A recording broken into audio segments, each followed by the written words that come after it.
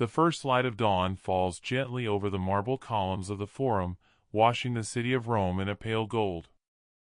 It is the hour when the city begins to wake, when bakers knead their dough and merchants arrange their stalls under the watchful eyes of statues long since weathered by rain and dust. Slaves sweep the marble floors of grand villas, their brooms scratching softly against stone, while aqueducts hum in the distance, a low and constant song of water drawn from mountains far beyond the horizon. Rome wakes clean, or at least, that is what it wants the world to believe. To be Roman was to be civilized. And to be civilized, in the Roman imagination, meant to be clean. Dirt was chaos. Dirt was barbarism. For the tribes beyond the Rhine and Danube, grime and stench were ordinary, even natural. But for Rome, the city that called itself the mistress of the world, there was no virtue greater than disciplina, order, and its twin, cleanliness. The Roman elite believed that cleanliness was not a luxury but a moral duty, a mark that separated the refined man from the savage. To wash was to honor the gods and to show respect for one's peers. A soiled toga spoke not merely of poverty, but of moral decay. The philosopher Seneca once wrote that simplicity was noble, but filth was unforgivable. Even the Stoics, those austere thinkers who rejected worldly pleasures, insisted on bathing regularly. They spoke of the soul's health as mirrored in the body's purity. A sound mind in a sound body, they would say, and the baths, with their shimmering pools and curling steam, seemed like temples to that very ideal. To the Romans, washing was not vanity, it was virtue. The balnea, the bathhouses, were as central to Roman life as the basilicas and the forums. And yet, beneath this shimmering image of purity, another truth lay hidden. Rome was a city of marble and mud, of perfumed oils and rotting garbage. For every patrician perfumed with rose oil, there was a slave stinking of sweat in the kitchens below. For every aqueduct arching proudly across the hills, there were alleys where stagnant water bred vermin and fever. Rome was obsessed with the idea of cleanliness because it lived constantly in the shadow of filth. The obsession was born, perhaps, from necessity. Imagine a city of 1,000,000 souls, a population density rivaling that of modern metropolises, pressed between 7 hills, with beasts of burden clopping through narrow streets, their dung steaming in the midday sun. Add to this the scraps from taverns, the offal from butchers, and the waste of humans, all dumped daily into the gutters or the river. The stench of the Tiber was a song every Roman knew by heart. Against this backdrop, the Roman dream of purity was not mere affectation. It was an act of defiance. The Romans prided themselves on being practical, and their approach to hygiene was no exception. Where the Greeks had first spoken of bathing as an art, Rome turned it into a science of social life. The philosopher Pliny the Elder, that collector of all curious things, wrote extensively on the virtues of fresh water, on the medicinal uses of mineral springs, and on the proper balance of humors that kept the body whole. A Roman who did not bathe was not simply dirty, he was unbalanced, a danger to himself and perhaps to others. Cleanliness was woven into medicine, morality, and even politics. But there is a paradox here, and it is one that whispers from every marble column and painted fresco: the cleaner Rome became, the more it feared the return of dirt. For in the dark corners of the city, filth always lingered. Beneath the polished sandals of senators lay streets slick with refuse. Behind the laughter echoing in the great baths, lice crawled in the seams of tunics. Rome's struggle with hygiene was not a tale of triumph but of tension, a constant war against decay, waged with stone, water, and ritual. And so, every morning, Rome performed its little miracles. Slaves sprinkled the floors with powdered chalk to catch the grime tracked in from the streets. Citizens washed their hands in bronze basins before dining, and after, they rinsed their mouths with wine or vinegar to freshen the breath. The wealthy might pour rose-scented water over their heads, letting it cascade in perfumed rivulets down their backs, while the poor made do with the splash of a fountain or the trickle of an aqueduct pipe. This was not mere cleanliness, it was theater. To be seen bathing, to glide through the halls of a therme with steam curling around your limbs, was to declare yourself Roman. The barbarians might fight and feast, but Romans washed. And if they did not, the poets were quick to remind them. Martial, the sharp-tongued satirist, mocked those who stank of sweat, those who let their armpits fester like forgotten fish. In his verses, foul breath and unwashed skin were not just unpleasant, they were shameful marks of moral failure. Yet for all this, the Romans never spoke of germs, they did not know such things existed. Their understanding was humoral. Dirt was dangerous because it unbalanced the body, because it bred miasmas, those invisible vapors that carried sickness on their wings.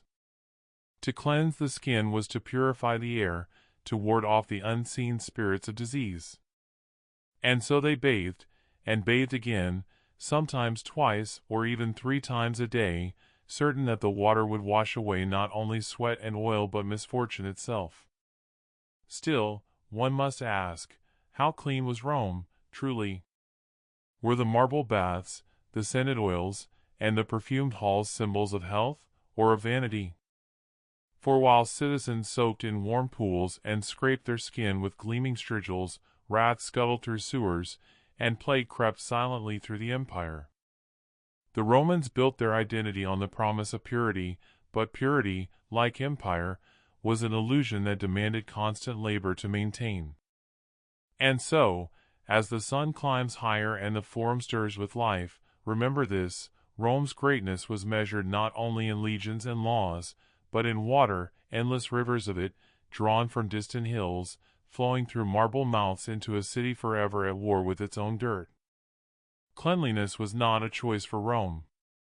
It was a creed, a badge of superiority, a bulwark against the chaos pressing at its gates. For the Romans, to be clean was to be Roman. And to be Roman was to rule the world.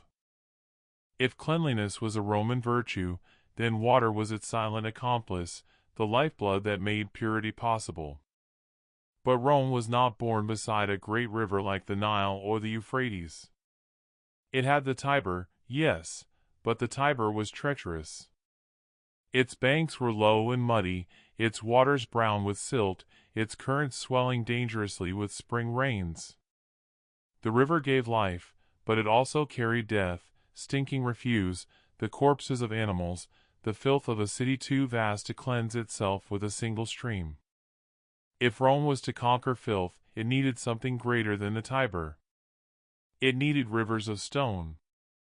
And so the Romans did what Romans always did when faced with nature's limitations, they bent it to their will. The first aqueduct rose modestly in 312 BCE, the Aqua Appia, a whisper of stone channels running through the earth, unseen and almost shy. Its task was simple, to bring fresh water from distant hills into the growing city. But this quiet experiment was the seed of an idea that would come to define Roman genius. Over the centuries, the aqueducts multiplied, rising like a forest of arches across the landscape. Aqua Claudia, Aqua Marcia, Aqua Virgo, their names sang like a litany, each one a triumph carved in stone. By the height of the empire, there were 11 major aqueducts feeding Rome, their combined length stretching over hundreds of kilometers. Imagine it, rivers stolen from mountains, tamed by arches, and poured obediently into marble fountains. To stand beneath an aqueduct was to feel the weight of empire. Those colossal arches, marching across valleys with the serene confidence of eternity, were not mere infrastructure, they were a statement. Rome was saying to the world, we command the waters themselves. The aqueducts did not scream their power, they whispered it, with the steady murmur of water flowing day and night, centuries unbroken. But these aqueducts were not content with grandeur, they were precise. The gradient of their channels fell so gently, so perfectly calculated, that the water traveled for miles without pumps, obeying only the patient pull of gravity. No empire before had mastered this. The Greeks had dreamed of pipes and fountains, yes, but Rome made it an art of control.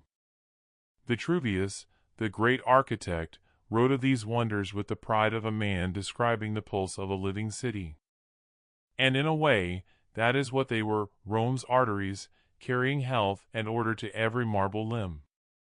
Yet, the story of the aqueducts is not only a tale of engineering, it is a tale of longing. For these waters did not flow merely to quench thirst. They flowed to bathe the body, to cool the air, to perfume the marble halls of the mighty. They flowed into Nymphea, those ornate fountains where water leapt like silver in the sunlight, and into the vast public baths, where thousands gathered to soak away the dust of empire. They flowed for beauty as much as for need, for luxury as much as for life. In this, the aqueducts revealed something essential about Rome. Its hunger was never just for survival, it was for magnificence. But here lies the paradox, whispered beneath the arches. The aqueducts brought purity, yes, but they also brought dependence. The city became addicted to their flow, unable to imagine life without the cool kiss of water at every corner. And that dependence came at a price. For the aqueducts were vulnerable, silent giants that could be crippled by the stroke of an enemy's sword. During the Gothic sieges of the 6th century, when those stone veins were severed, Rome withered like a body bled dry. The fountains fell silent, the baths grew cold, and the dream of endless water dissolved into dust. But that is a tale for another time. For now, let us return to the days of glory, when the aqueducts ran full and proud. Imagine walking through the city at midday, the sun striking white fire from the marble pavements. The air hums with the cries of vendors and the clatter of chariots, but through it all you hear the music of water, gurgling from fountains, splashing in basins, trickling through pipes hidden in the walls of villas. You pause at a public fountain, one of hundreds scattered through the city, and cup your hands beneath the stream. The water is cool, sweet with the memory of distant hills. You drink, and for a moment you taste not just water, but empire. This abundance was no accident.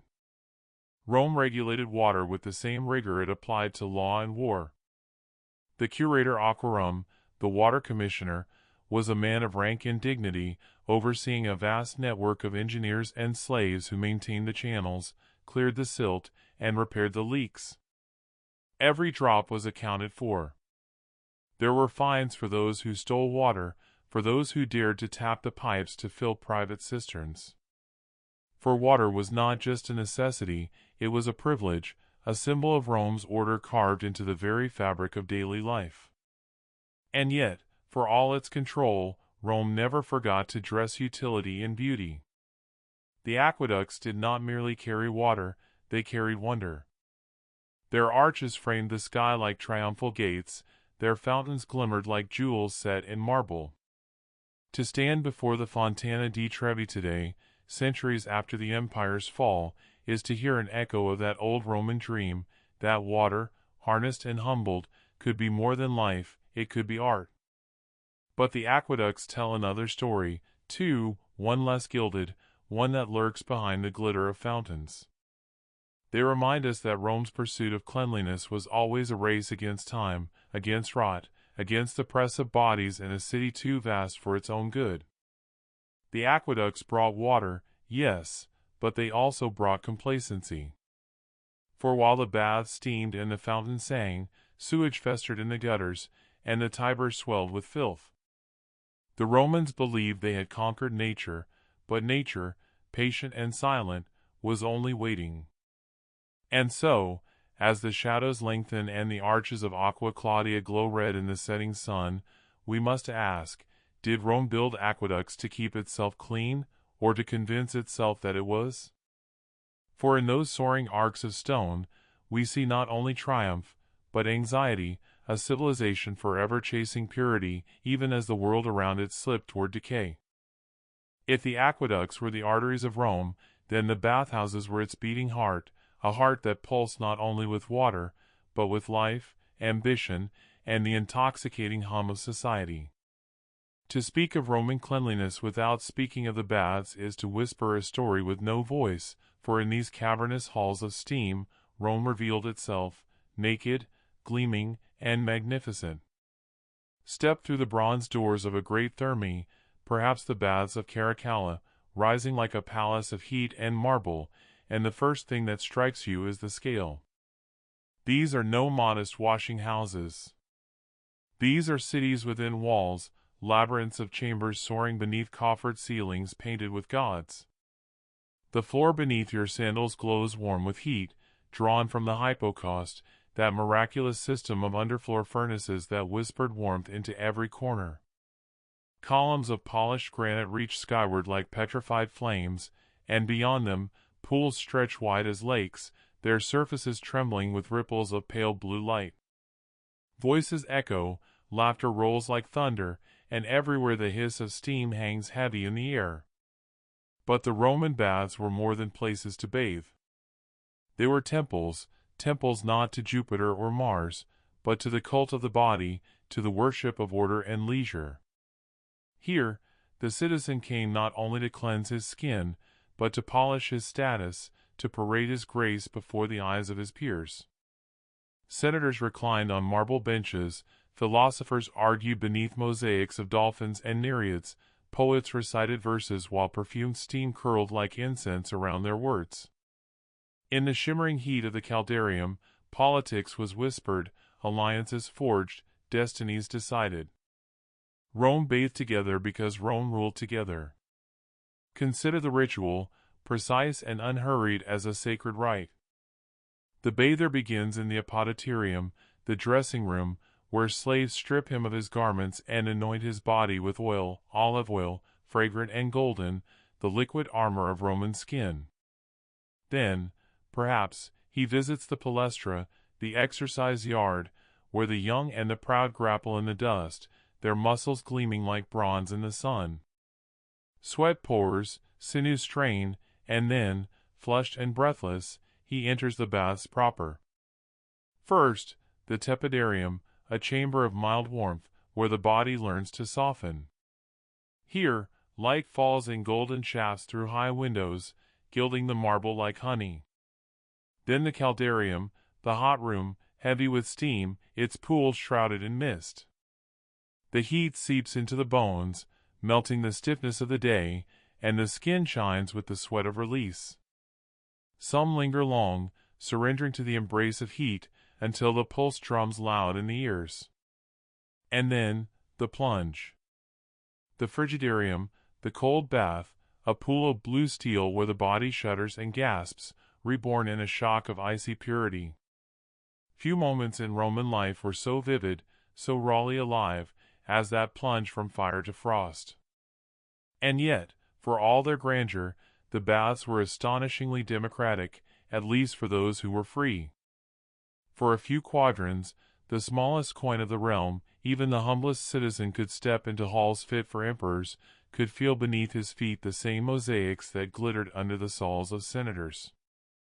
Rich and poor bathed side by side, separated only by custom and confidence. Women, too, bathed, though often in separate hours or separate wings, gliding like goddesses through clouds of scented vapor. In this mingling of classes, in this steaming fellowship, there was something deeply Roman, a sense that the empire was not only built of stone and law, but of shared ritual, shared space, shared water. Of course, for the truly wealthy, the public baths were but an appetizer. In the villas of the elite, private baths bloomed like jeweled flowers, miniature thermae adorned with alabaster basins, their waters perfumed with rose or myrrh. Some had ceilings painted with stars, so that a man might float in warmth beneath an eternal night. For emperors, extravagance scaled the heavens. Nero's Domus Aurea boasted baths where walls shimmered with gold leaf and fountains sang amid gardens of marble. In such places, cleanliness became an art, a theater, a declaration that Rome had conquered not only nations, but nature itself. But the baths were not without their shadows.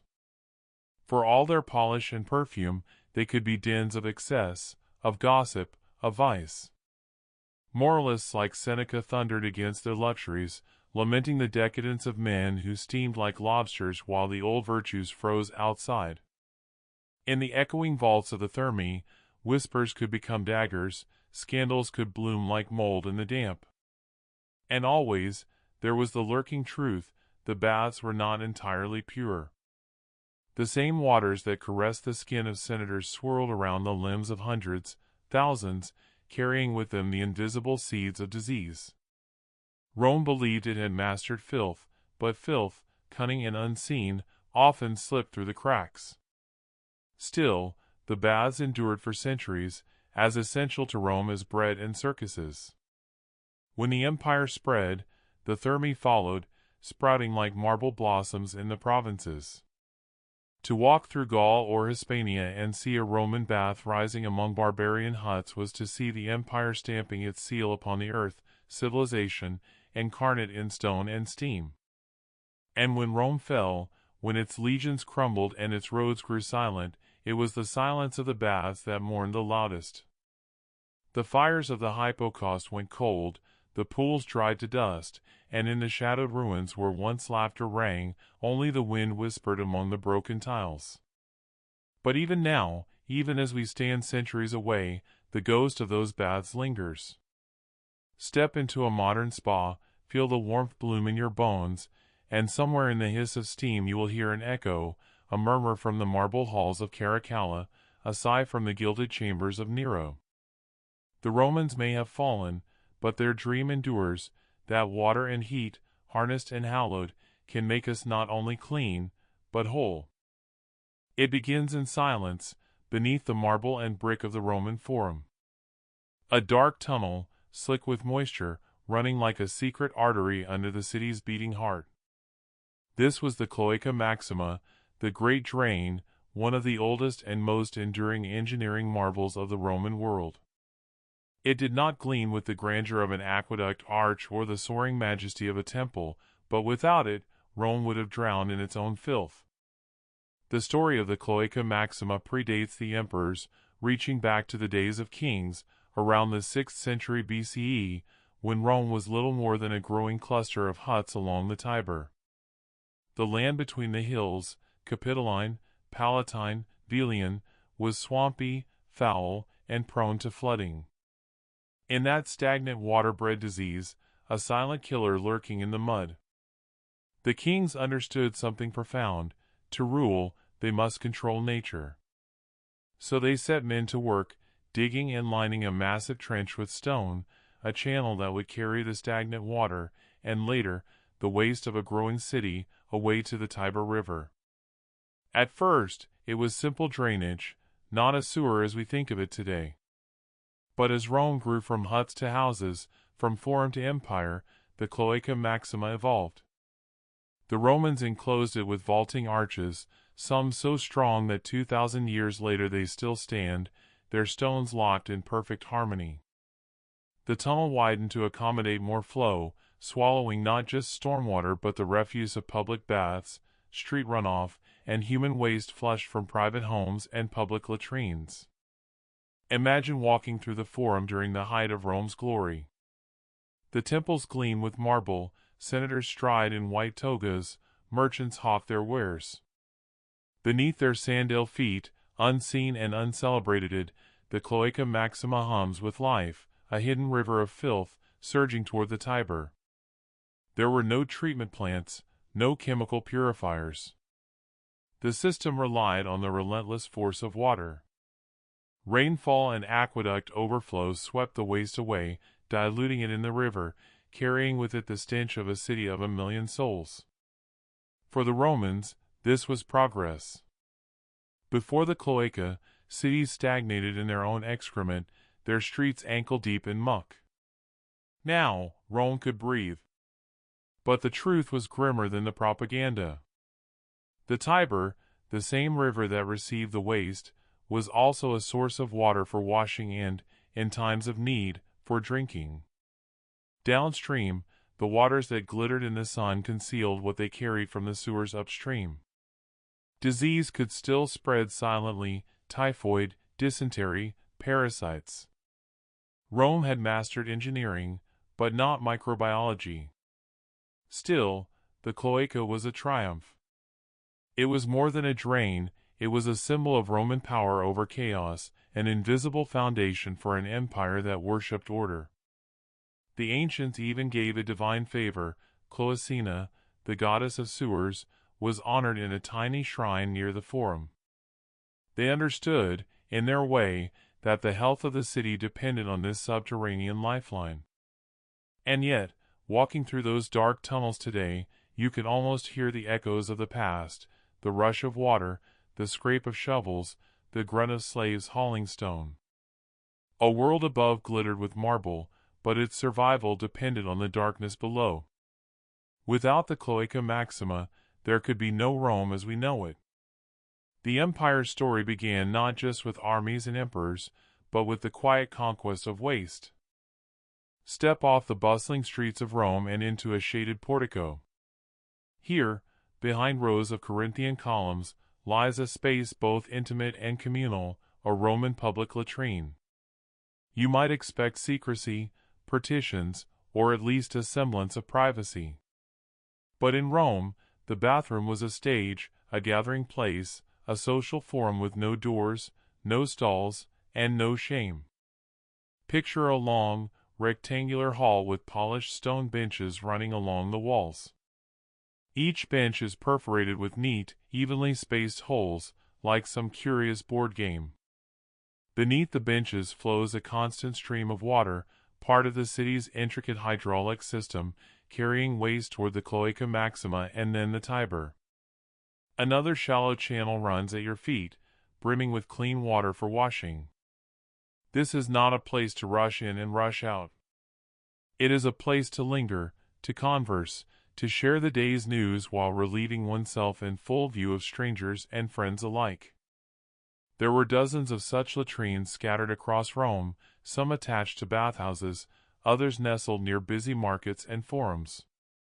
They could accommodate 20, 30, even 50 people at a time.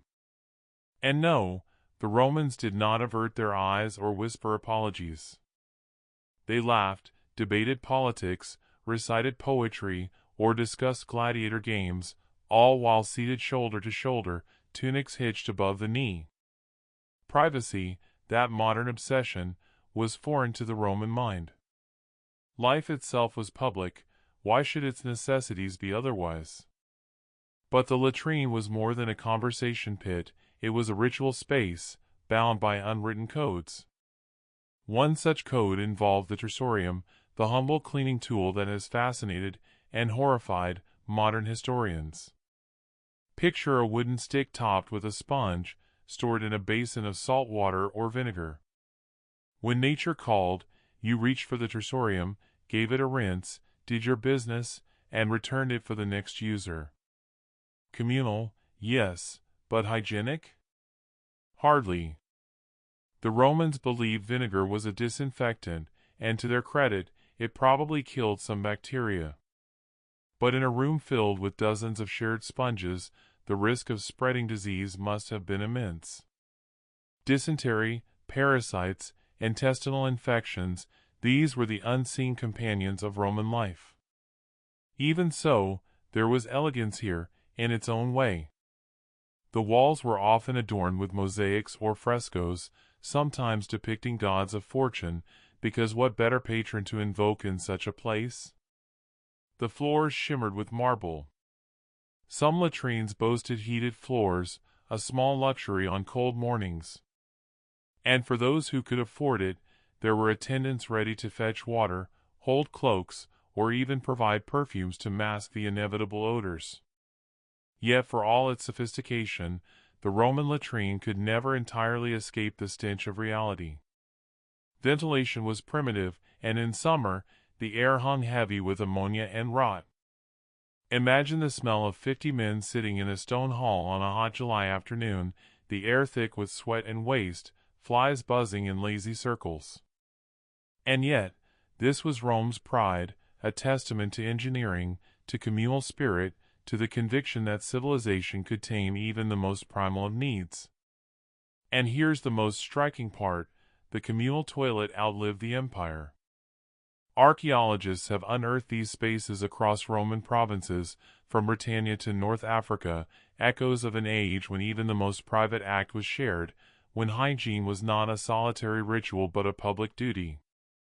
Today, we prize walls, doors, and disinfectants, but in Rome, the measure of cleanliness was different: water that flowed, stone that shone, and conversation that filled the room like music over the murmur of streams below. For the Romans, hygiene was not just survival, it was spectacle, even here, in the latrine. If the Roman public latrine seems strange to us, the details of what happened inside might seem even stranger. Let us return to that row of stone benches, where a man, perhaps a merchant fresh from the Forum, finishes his business and reaches for the most peculiar instrument in the Roman arsenal of hygiene, the tersorium. A tersorium was simple in design, a wooden stick with a sponge lashed to its tip, but it carried a world of meaning. It was, in essence, Rome's answer to toilet paper. When nature called, you rinsed the sponge in the water channel that ran along the floor, applied it as necessary, and then rinsed it again in a basin, usually filled with salty water or vinegar. There was no personal ownership. No monogrammed sponges. This was a shared tool, a public good, passed from hand to hand like a ladle at a communal feast. To modern sensibilities, this seems unthinkable, an open invitation to disease. And indeed, the tersorium was almost certainly a vector for intestinal illnesses, dysentery, hepatitis, parasites that flourished in the warmth of the human gut. But for Romans, the very act of rinsing in vinegar gave a sense of ritual cleanliness.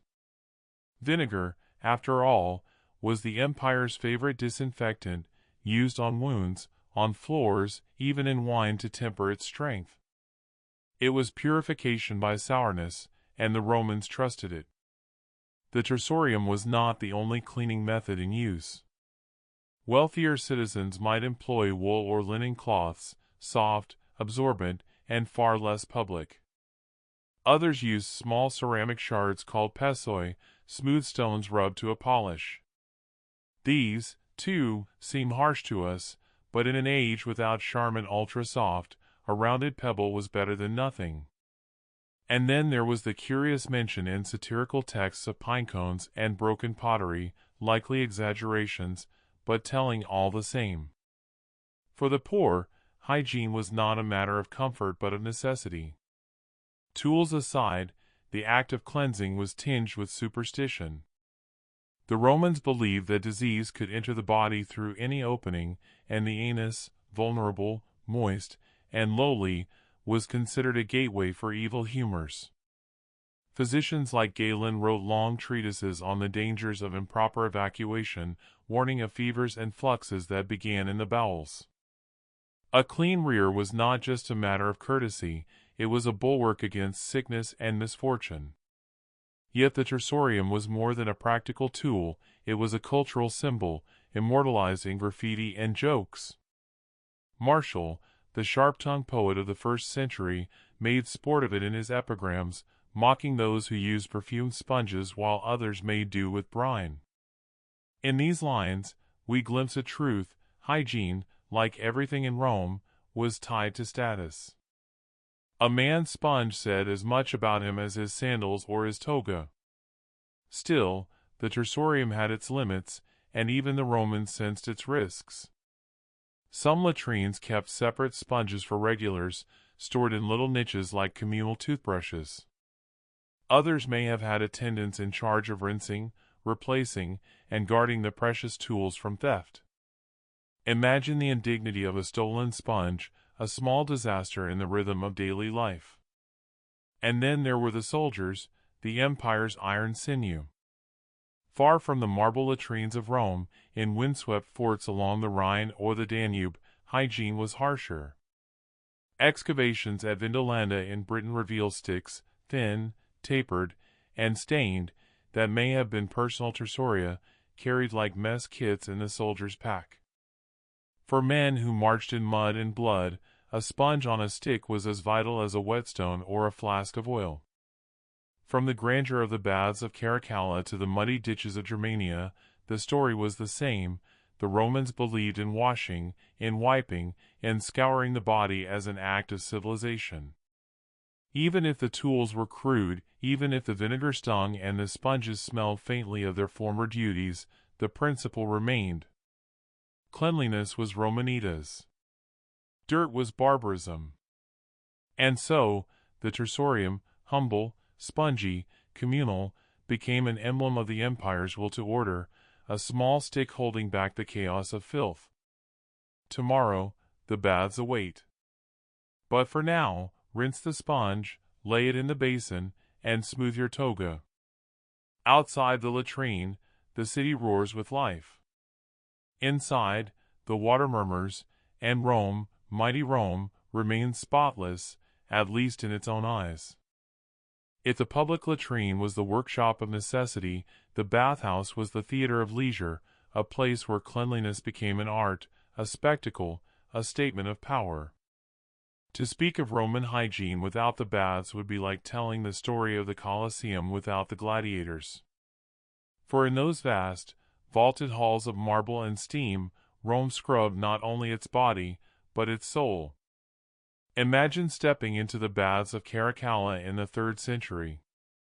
The building alone is a monument, a sprawling complex that could swallow a modern city block. Columns of polished granite rise like forest trunks beneath a ceiling that soars as high as a temple. The floors glitter with mosaics of dolphins and nereids, their tesserae shimmering in the lamplight. Bronze faucets shaped like lion heads spout warm water into great basins, and everywhere, the air hums with life, the murmur of voices, the splash of limbs, the soft hiss of steam escaping from hidden vents. This was not a bathhouse. This was an empire in microcosm, a place where senators and slaves, poets and soldiers, philosophers and perfumers mingled in a ritual that was as social as it was sanitary. Entry was cheap, sometimes free, for emperors understood the baths as instruments of politics, give the people warmth, water, and conversation, and they will not trouble the Senate. Bread for the belly, baths for the body, and games for the eyes, panem et circenses, the old formula of control. But what did the bathing ritual involve? It was no hurried splash and dash. The Roman bather followed a choreography older than most of the city's temples. First came the apoditerium, the changing room, where slaves stripped their masters and stowed their garments in niches. Theft was a constant worry. Martial once joked that the only thing a man could lose faster than his clothes in the baths was his virtue. From there, the bather might begin in the palestra, the open-air courtyard for exercise.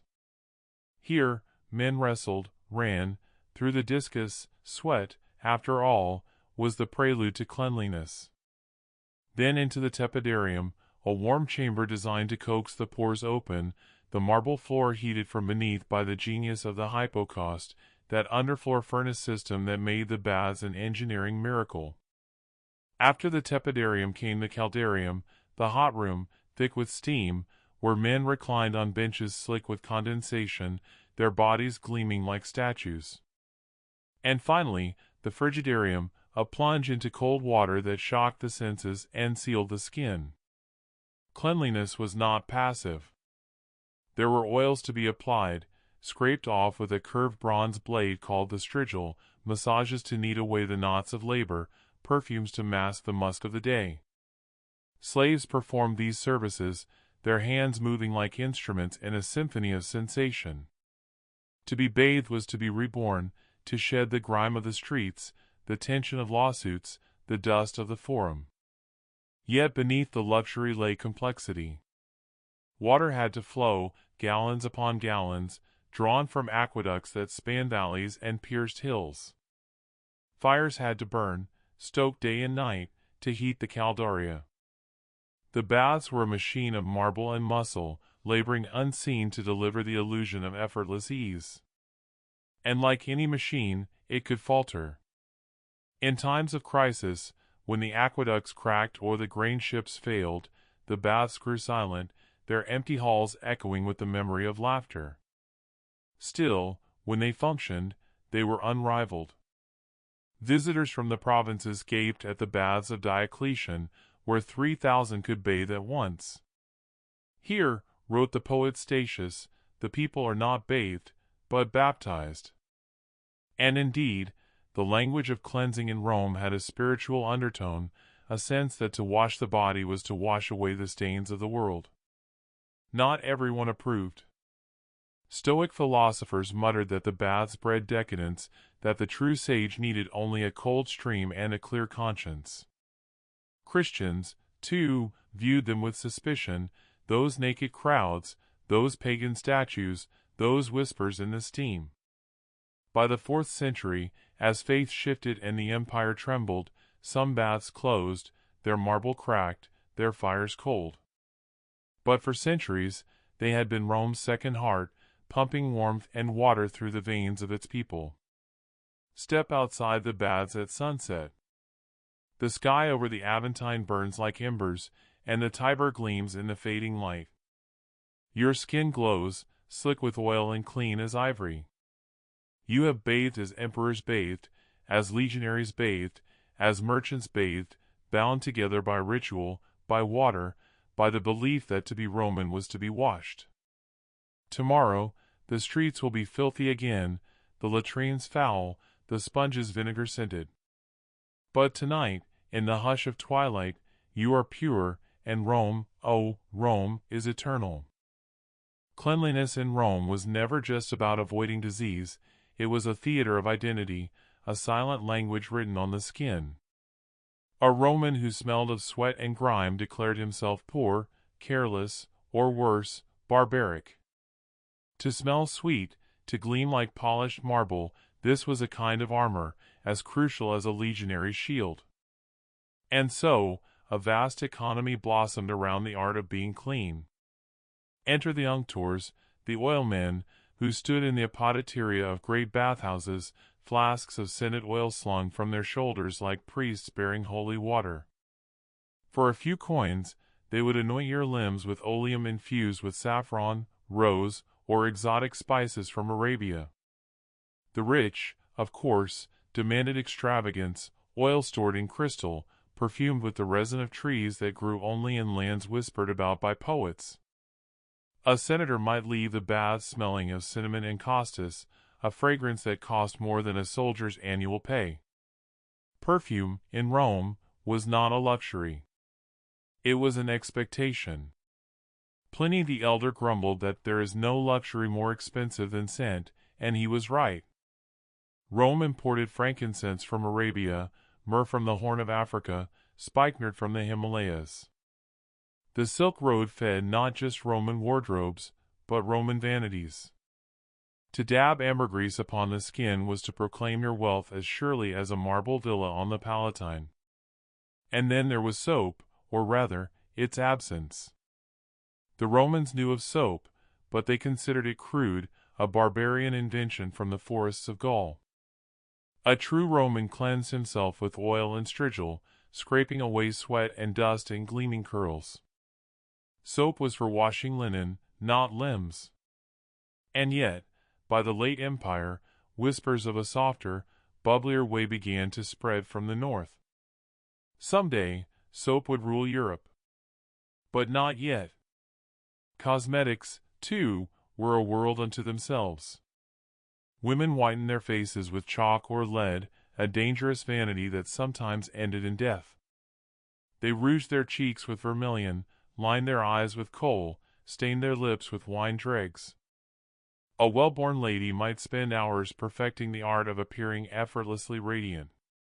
Ovid, the poet of love, wrote entire manuals on the subject, advising women to keep their beauty secrets discreet. Art, when it is concealed, is art indeed. Men, though less adorned, were not immune. The metrosexual Roman, a young dandy with plucked eyebrows and perfumed curls, was a stock character in satire. Martial mocked them mercilessly. Your hair shines like gold, your arms gleam with oil, your voice drips with honey, but your soul, my dear, stinks. For to the moralists, too much polish reeked of decadence. Cleanliness was virtuous, vanity was vice. And the line between them was as fine as a hairline crack in a marble bath. This obsession with oils and perfumes had a price beyond gold. Entire provinces bent under its weight. The deserts of Arabia were stripped for frankincense, forests fell for balsam, caravans crawled across Asia bearing spices that would dissolve in a single vial of scent. The baths were public, yes, but their perfumes were private luxuries, tokens of a world economy that Rome commanded at sword's point. Even slaves were drawn into the theater of hygiene. A wealthy matron might own a whole glam squad, the ornatrix for hair, the cosmeti for makeup, the unctor for oils, the elliptes for massages. These attendants moved like shadows, their hands skilled, their faces silent. But they knew everything, the quarrels of husbands, the secrets of lovers, the rumors whispered in steam. In the empire of the senses, they were the true courtiers. Step into a Roman domus at dusk. The atrium glows with lamplight, the air heavy with myrrh and cedar smoke. A lady reclines on a couch, her hair piled high with jeweled pins, her skin gleaming from a bath of saffron water. Her husband lounges nearby, his tunic soft with imported silk, his neck scented with nard. Outside, the streets stink of dung and sweat. But here, within these marble walls, hygiene has become theater, a performance of purity, an illusion of control. Tomorrow, barbarians may batter the gates. Plagues may creep along the trade routes. But tonight, Rome smells of roses and cinnamon. And that, perhaps, is why they loved their perfumes so dearly, not merely for the fragrance, but for the promise that, in a world of filth and flux, beauty and order could still prevail. For all Rome's pride in its aqueducts and baths, its perfumed oils and marble tubs, the truth was harsh, dirt was never banished, it was merely disguised. Hygiene, in Rome, was not modern hygiene. It was ritual and reputation, more about appearances than microbes, because microbes were unknown, invisible, and deadly. Imagine the streets of the eternal city. Grand avenues lined with colonnades gave way to alleys slick with muck. Chamber pots emptied from tenement windows splashed into the gutters below. Herds of animals trudged to market, leaving trails of dung. Water ran through open drains, carrying filth to the Tiber, Rome's lifeblood and latrine in one. Citizens drank from fountains that seemed pristine, yet downstream floated carcasses and sewage. To be Roman was to live surrounded by magnificence and miasma. The baths themselves, those glittering temples of cleanliness, were both sanctuary and snare. Yes, they cleansed sweat and oil, but in the warm, humid caldaria, unseen armies thrived. Skin infections, eye diseases, intestinal parasites, these were the unseen companions of communal bathing. Seneca, the stern Stoic, loathed the baths not only for their noise but for their press of bodies. I flee the crowd, for the crowd corrupts. He was not wrong. The bath could refresh and infect. Yet disease in Rome was more than a matter of germs. It was woven into the fabric of empire. Malaria haunted the Pontine marshes, typhus and dysentery stalked the legions, plague slipped along the trade routes like a thief in the night. The Antonine plague of the 2nd century, perhaps smallpox, perhaps measles, killed millions, hollowed cities, and shook the empire to its core. No amount of saffron baths could save a body fevered with pestilence. And yet, the Romans fought back as best they knew. They clung to their baths, their oils, their scruples of ritual purity. Physicians like Galen advised regular washing, fresh air, and moderate exercise, sound counsel, if powerless against a virus. Some tried charms, amulets, prayers to Hygeia and Aesculapius. Others trusted in logic, keep the skin open, the humors balanced, the odors sweet. Disease, they believed, rose from foul vapors, miasma, and so they burned incense, fumigated rooms, sprinkled floors with saffron water. In their way, they were not so far wrong. Smell, after all, often heralds rot. But the great paradox of Rome was this: the very engines of its hygiene were also engines of contagion. Aqueducts brought water, but stagnant pools bred mosquitoes. Baths refreshed, but crowded them, and you brewed infection. The sewer flushed filth to the river, but the river gave it back in every gulp. The empire, for all its engineering genius, never escaped the cycle of filth and fever. And what of the poor? For them, hygiene was a distant dream. The bath fee was small, 1 quadrans, a copper coin, but time was dear, and oil cost money. Most plebeians washed rarely, perhaps in the Tiber, perhaps never at all. Their inslee stank of smoke and sweat, of fish sauce and offal, of humanity packed tight as grain in a silo. To live clean was to live rich. Dirt, like hunger, was the badge of poverty. Yet, strangely, Rome endured. It endured the stench of its streets, the scourge of its plagues, the fragility of its illusions. Perhaps because cleanliness, for the Romans, was never just a matter of health. It was a matter of order, an assertion that in a chaotic world, beauty could be built, filth could be mastered, and civilization could rise above the swamp. Even as dirt seeped back through every crack, they fought it with marble and perfume, with fountains that sparkled like gems and baths that steamed like earthly paradises. But the cracks were widening. As the empire aged, aqueducts faltered, sewers clogged, baths fell silent. The rituals of purity that once bound Rome together began to unravel. And in that unraveling, something deeper than dirt was at work. Hygiene had been a mirror of power, and the mirror was breaking. Soon, the scent of roses would fade, the pipes would rust, and the grand cloaca would choke with silt. And in that silence, a question lingers: did Rome fall because of dirt, or because, in fighting dirt, it forgot how fragile cleanliness truly is? Picture Rome in her twilight. The marble baths, once echoing with laughter and steam, stand cold and cracked. Aqueduct arches still stride across valleys, but their channels run dry. The fountains that once gushed like liquid silver dribble or vanish altogether. Grass sprouts between paving stones.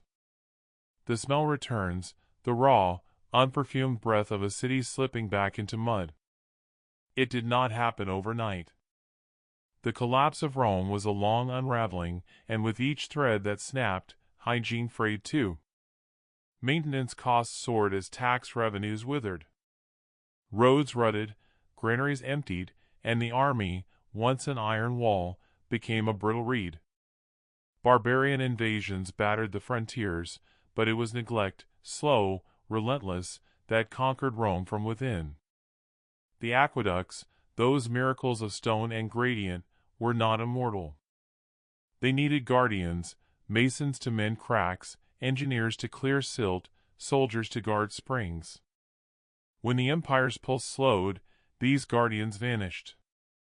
Water dwindled, and with it, the lifeblood of the baths. Without baths, dirt crept back, into homes, into habits, into the soul of a city. Hygiene, once a civic religion, became a private luxury. The baths that remained open became shadows of their former glory. Where once emperors like Caracalla built steaming palaces with gilded ceilings and echoing halls, now flickered only the feeble glow of oil lamps. The perfumes were gone, the mosaics dulled beneath soot. A place that had been the pride of Rome became a relic, haunted by whispers of splendor. And then came the whispers of something else: fear. Fear of water. Fear of the crowd. Fear of contagion. As Christianity spread through the empire, the moral tide turned. The new faith prized modesty over display, purity of the soul over polish of the skin. Public nudity, once a civic norm in the baths, now seemed indecent, even sinful. Wash your heart, preached the bishops, not your flesh. In the dim corners of ruined Thermae, a revolution was taking place, not of marble, but of the mind. By the 5th century, the baths, Rome's pride, Rome's obsession, lay still. In their silence, vines coiled and birds nested, as if nature herself were reclaiming what man had stolen. The Cloaca Maxima, the great sewer, silted and stank. The Tiber rolled on, brown and indifferent, carrying the bones of an empire to the sea. And yet, Rome's ghost lingered, in the whispers of its water.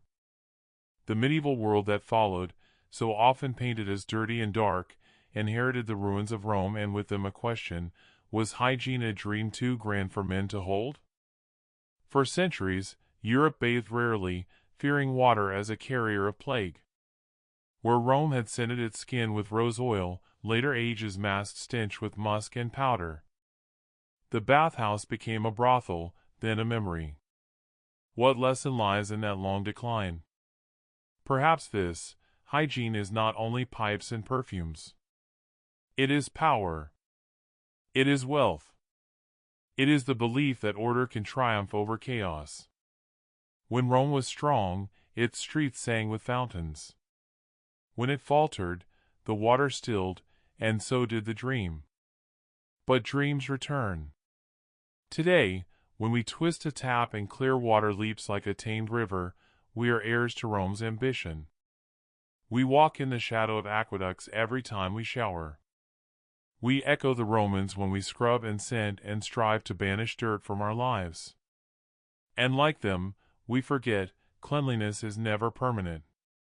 It must be fought for, day after day, pipe by pipe, bath by bath. So the next time you step into warm water, or hear the hiss of a shower, think of the Thermae glowing in the twilight, of men and women lounging in marble halls while outside the empire trembled. Think of the Cloaca Maxima swallowing the refuse of 1,000,000 souls. Think of the faith that water could make them pure. And remember Rome, not for its fall, but for its fight against filth. A fight that, in truth, has no end.